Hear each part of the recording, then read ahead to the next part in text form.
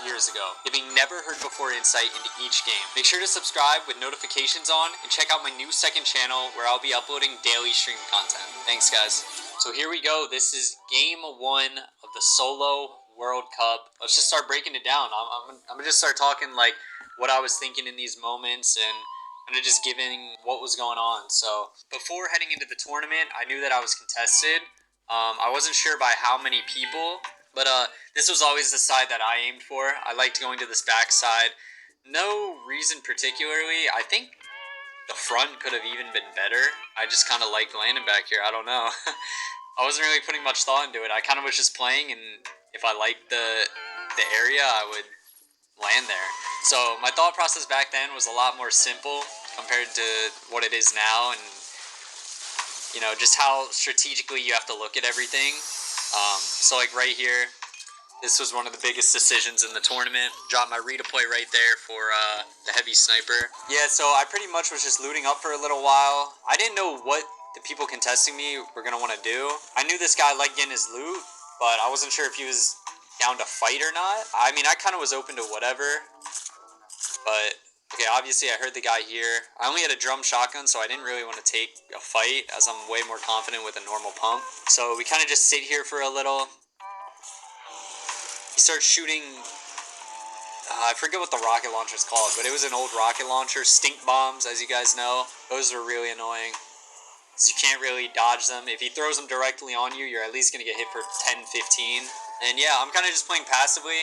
I know it's game 1, so I don't really know what to expect. Also, there's nerves, obviously, in your first game, so you don't really want to go out and start fighting people instantly. You don't have momentum yet, so I was kind of just trying to chill. Just wanted to get in the groove and just play a game out. I didn't really care to fight this guy early or not. I just kind of wanted to get used to it and play.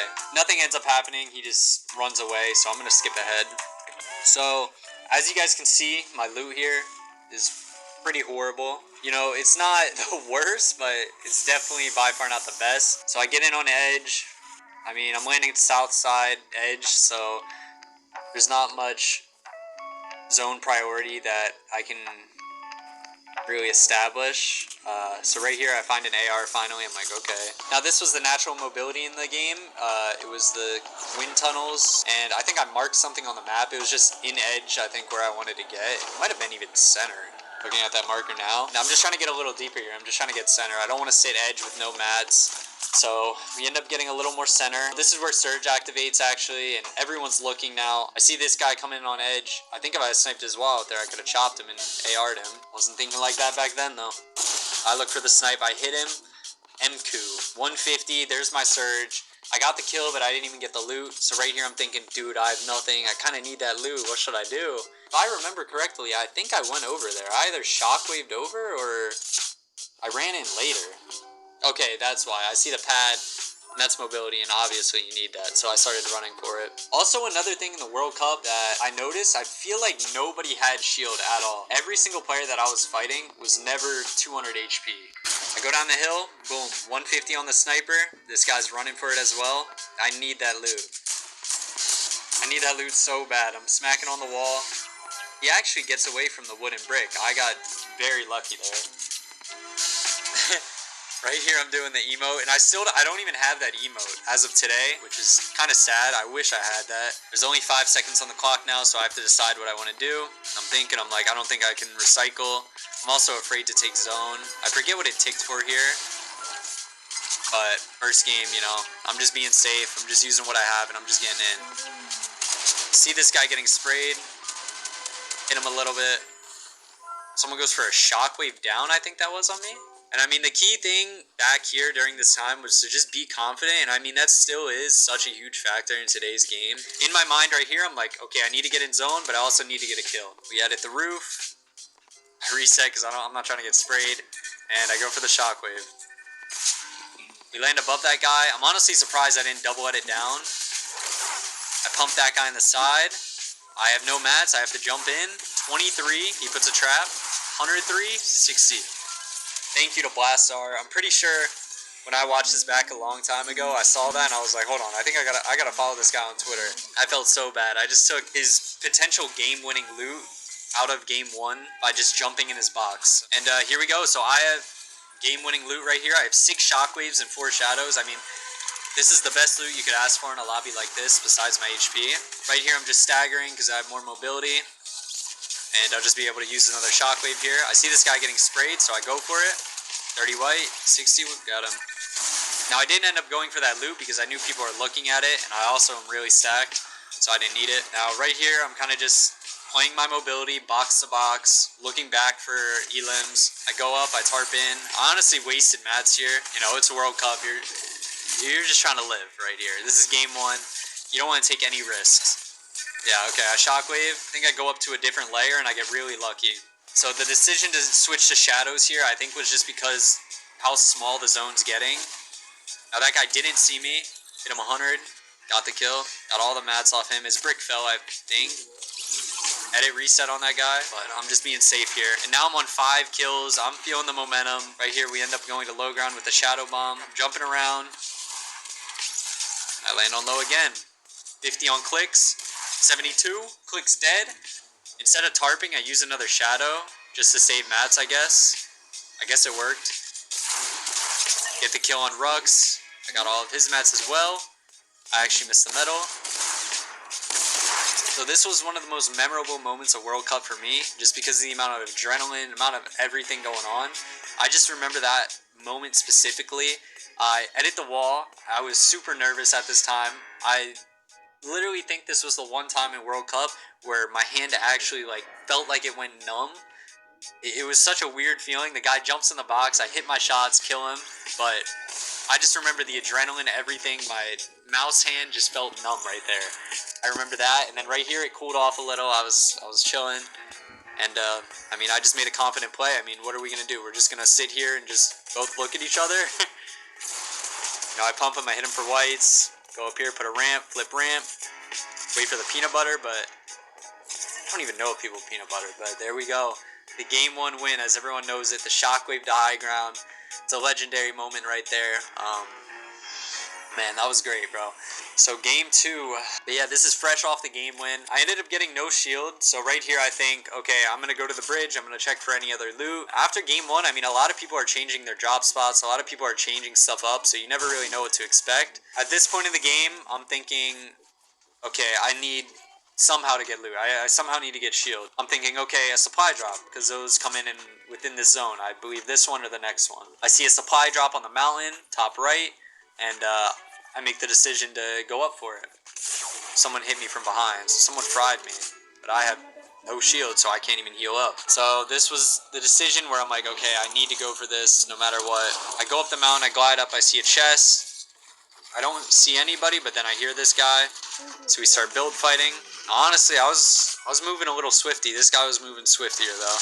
He drops down, hit him 18. You know, I was so used to just dropping on people and just taking their stuff and just fighting them. Someone ends up stealing the supply drop while we're fighting anyways, so this wasn't even worth it.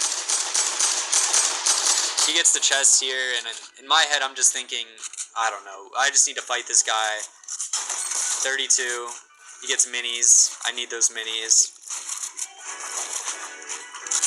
He goes out to the side. I'm smacking on his roof.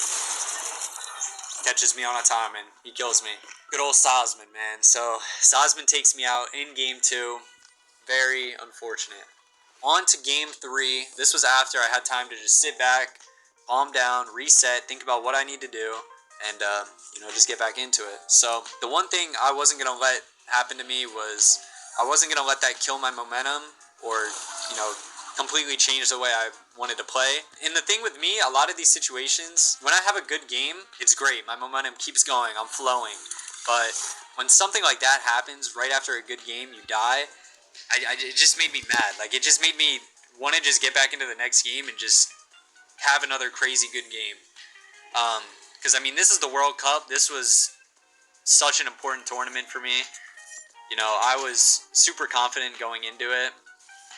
And, you know, I just knew what needed to be done. So I just locked in, kind of ignored what just occurred, and just tried to play my best game after that. So, yeah, so this zone ends up playing top left. Nobody was actually in lucky after this time. So I was able to just run around, farm all the cars, get everything for free, which, you know, I didn't mind at all. This was fine. We end up here going out of there. and using the hoverboard to get ahead. So right here I'm looking for my Storm Surge. Don't get any off him. Missed my shots. Yeah, the next priority or the next thing that I'm thinking about is I just need to get center. I need to get deeper in the zone. So we fly pretty deep in. Haven't ran into anyone yet. I hear someone up at this house. I go for some tags, hit him 30. And I guess we both were just waiting for the next zone to update. So he runs away. We end up coming on edge, and I know that the higher up you go, the easier it is to get Surge. I didn't know what to expect for Surge. I wasn't too sure how above or how below I was. And I get in this position, and I actually decide to full ramp him. I go all the way above him. I connect in metal. So I'm in a very established position on edge zone. Remember this. Yeah, so I'm pretty much just in here waiting for the next zone to come in. Don't really need to do anything. Surge is inactive. I have loot. I'm in a fine position, kind of just waiting.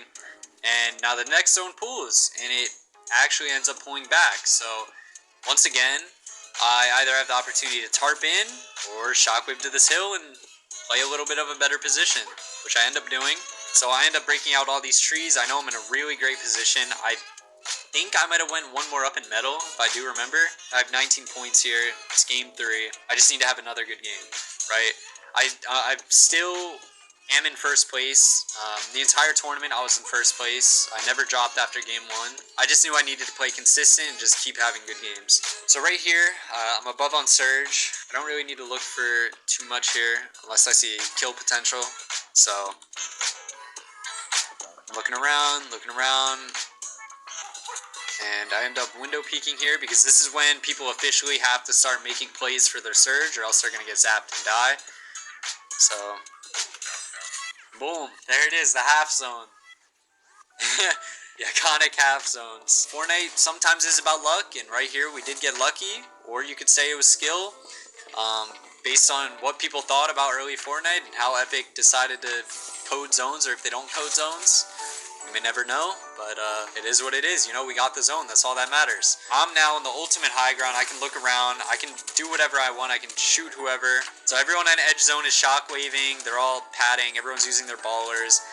And the one thing about this tournament, the shots that connected on people that were weak I would always get the kills. It was just one of those tournaments where everything just went how people wish it would, which honestly people can say is lucky, or I don't even know what you want to call it, but it was just, honestly, looking back at this tournament, I don't think I've ever played another 6 or 12 game format where so many things just fell into my hands and just went the right way. I don't really remember that happening in my career too much, but we shockwave, start tagging some people.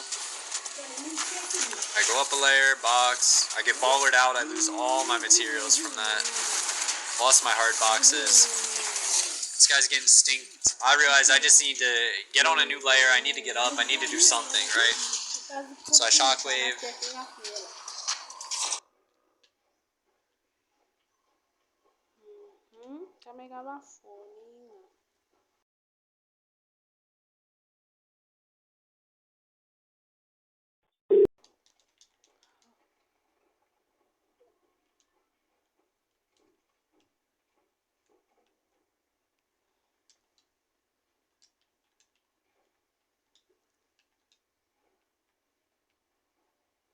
No.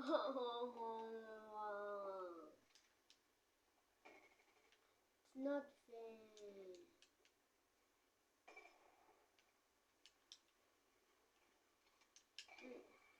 It's not fair, man.